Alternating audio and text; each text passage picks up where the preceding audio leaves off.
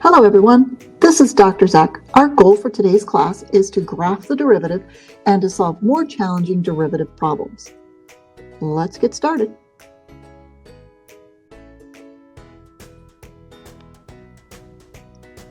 So for today's lesson preview, you are to sketch the graph of g of x. There are multiple answers for this problem, but as you look at it, there's a couple key things that I want you to have in mind. G at 3 minus g at negative 2 has to be equal to 0. So g at 3 and g at negative 2 will have to have the same y value. And also g at 1 compared to g at negative 1, you're going to have to end up with the slope is negative 1. So make certain that you come up with secant lines that are able to give you those ideas. G prime at 2 is supposed to be equal to 1.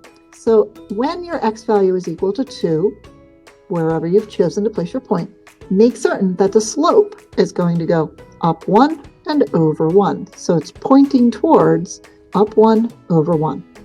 At g prime is negative 1, we know that whatever value you chose for negative 1, you're going to have a horizontal tangent line that would occur at that value. For question B, very interested in your notation, so make certain that you've carefully copied down the problem and are using the correct notation throughout.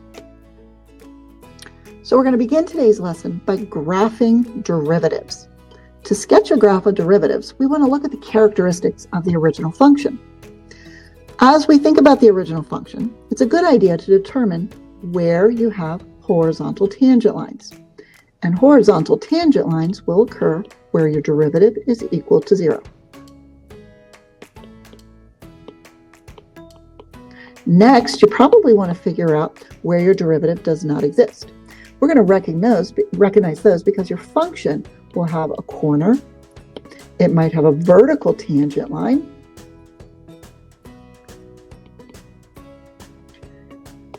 And it's also possible that you have vertical asymptotes, or even a hole in the graph. The third thing we should consider is where your derivative is constant. Now, how do we recognize that from the original function? Our original function will be linear. So any of the linear pieces of the graph are constant. So look for the lines.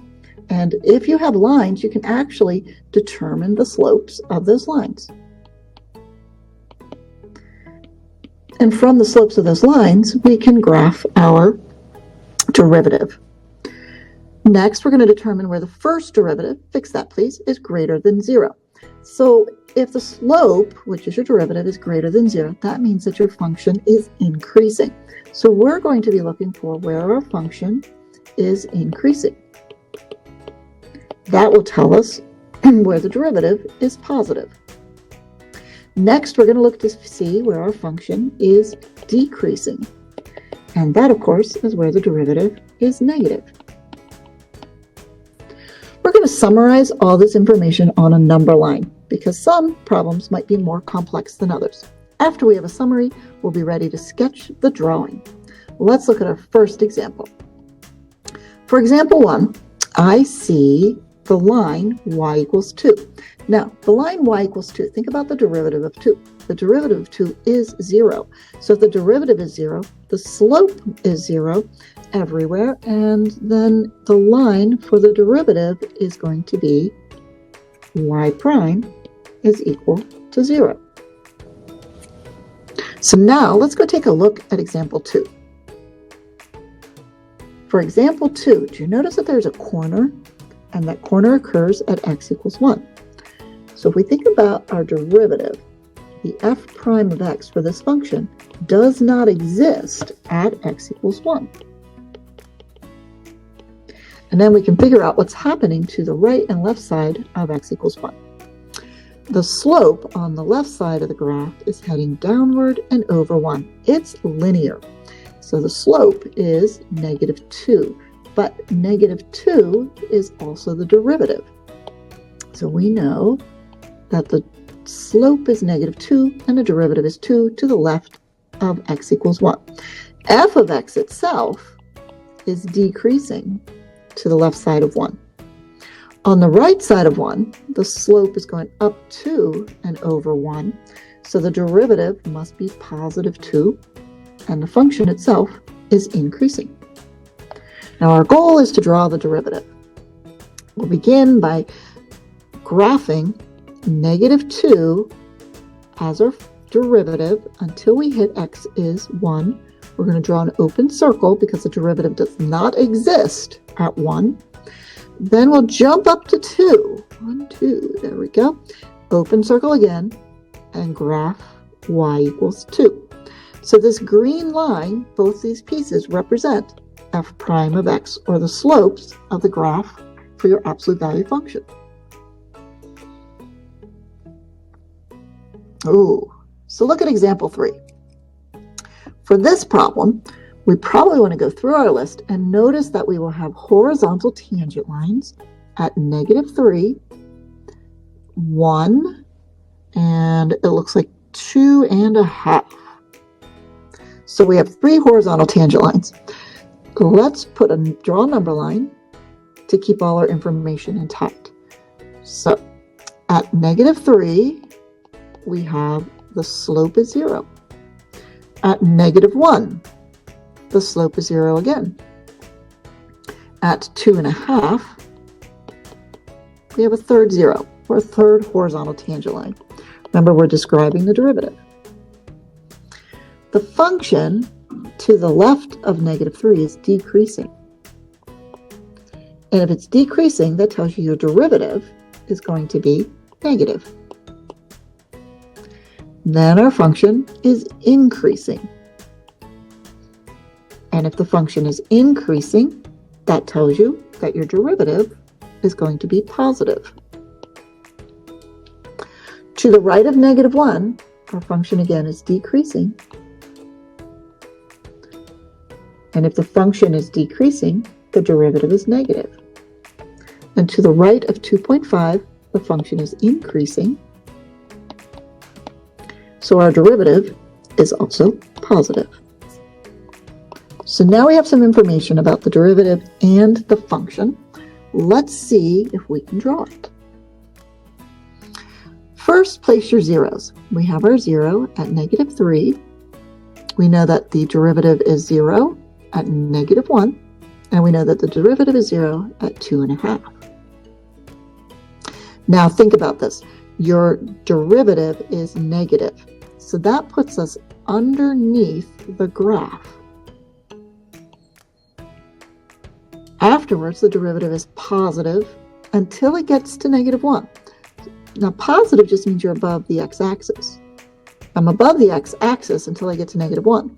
But then I need to be below the x-axis because the derivative is negative.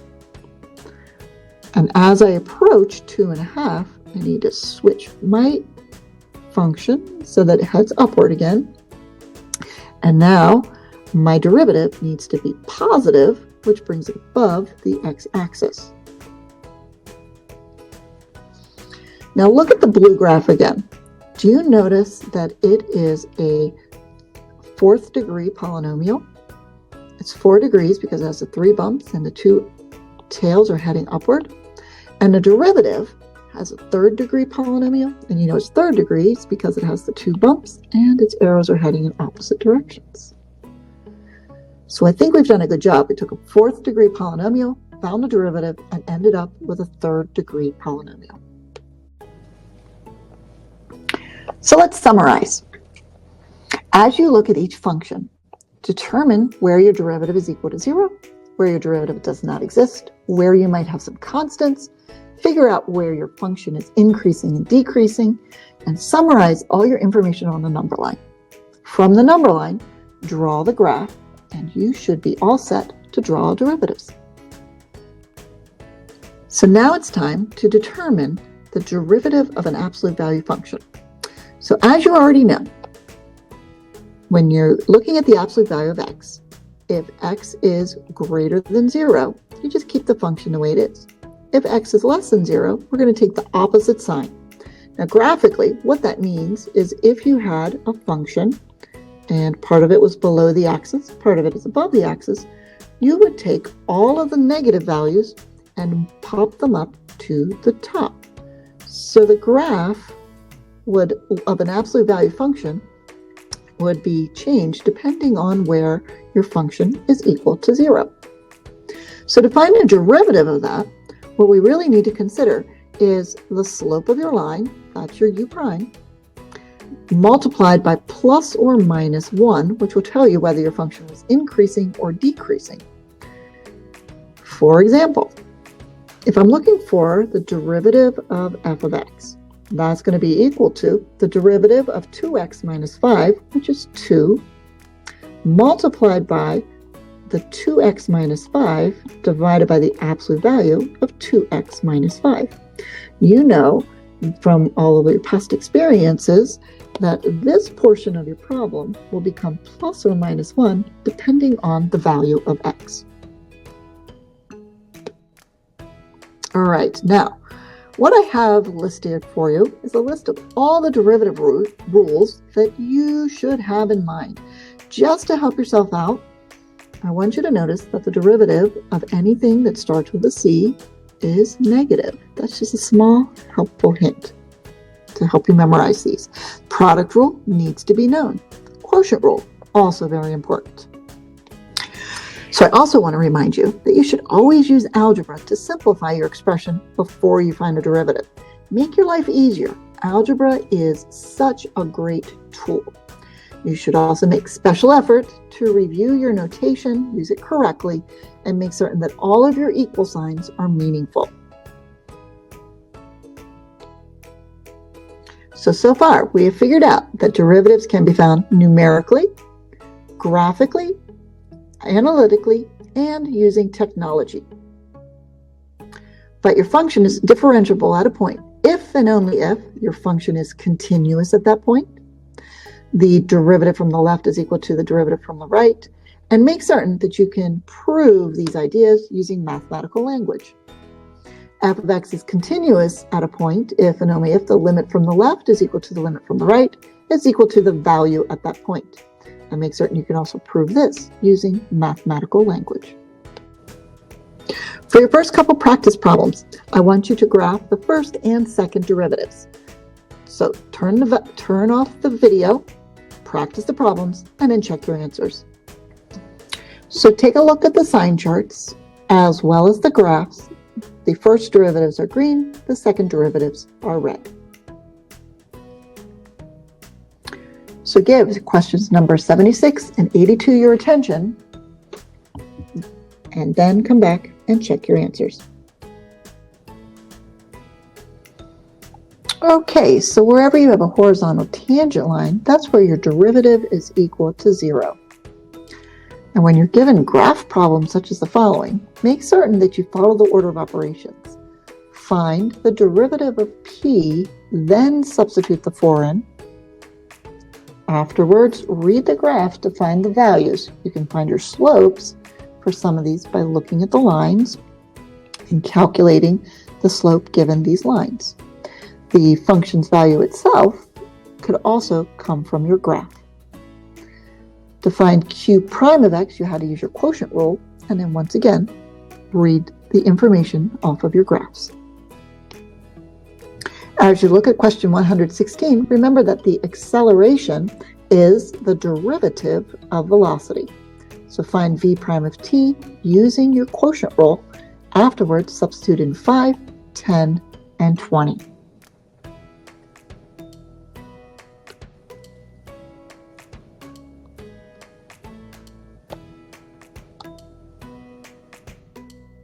Next, we want to find the derivative of y with respect to x, and we're going to use the derivative of the absolute value function, which will be -1, times your 4 minus x over the absolute value of 4 minus x.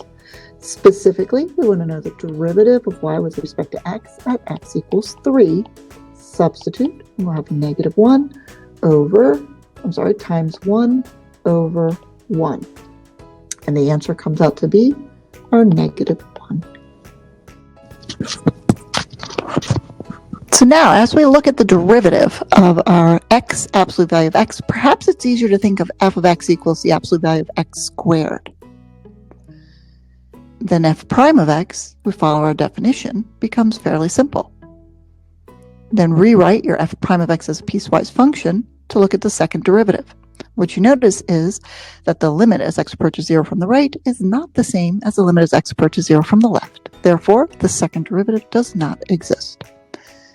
Check out number 9. Don't forget to substitute in your 3, and then you'll know y prime at 3. So today's problem set. Once again, you're practicing your derivative, and I've added in a couple of the questions that would be a little bit more interesting, thinking about horizontal tangent lines, perhaps some vertical tangent lines, absolute value derivatives, and some motion problems. So give page 126 a good try, and have a great day.